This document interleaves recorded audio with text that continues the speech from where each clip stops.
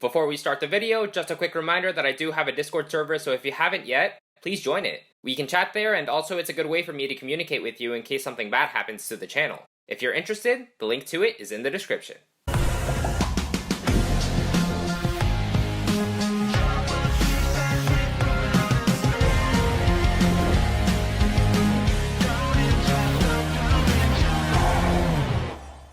Yo, what's up guys, it's OverlordX and I, and welcome to a new Ninjago video. Death is a very sad thing. Everywhere.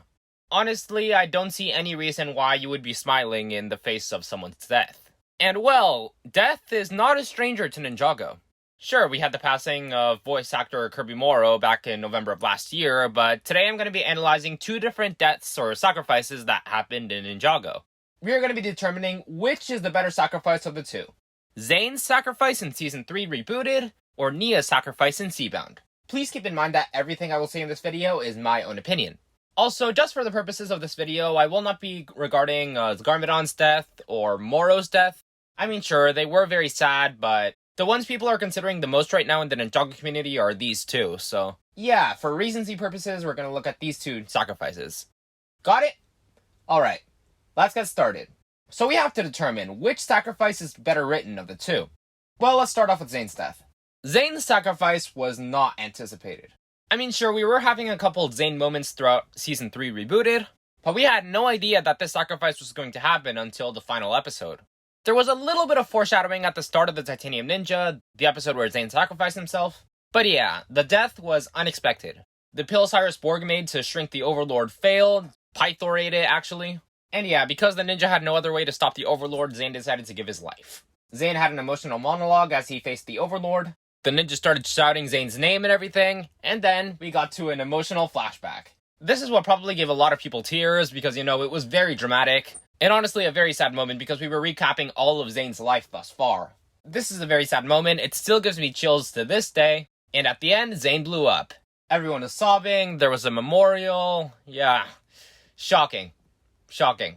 And then, of course, Zane came back in Season 4, but we're not regarding that right now. We're looking at Zane's death, and yeah, this is what it was. Very dramatic, very sad, period. What can I say? Now let's take a look at Nia's sacrifice. Nia's sacrifice was foreshadowed since Episode 4 of Seabound, 5,000 Fathoms Down. Maya told Nia that she didn't want her to make a sacrifice as big as her and Ray going to, you know, be captured by Crux and Necronics. That was one of her wishes because, you know, as parents, it's your responsibility and your desire that nothing happened to your kids, you know? And the whole, this is how the cookie crumbles, again, that's something that was said since the start of Seabound. And once we got to Episode 12, Master of the Sea, we learned that Niad, one of the Masters of Water from the past, merged with the Endless Sea in order to defeat Wojira. And surprise, surprise, in Episode 15 of Seabound, Nia merged with the Endless Sea. This was also an emotional moment because Jay had a lot of water in his lungs. If nothing was done about it, then he would have suffered a lot of permanent damage to his body, perhaps even death.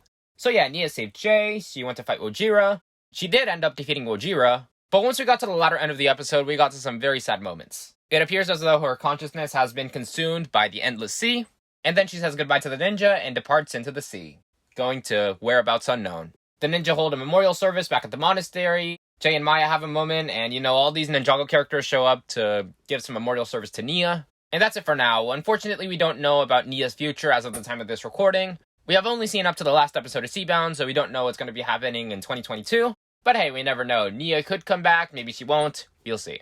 So now that we have analyzed both sacrifices, let's determine which is the better of the two.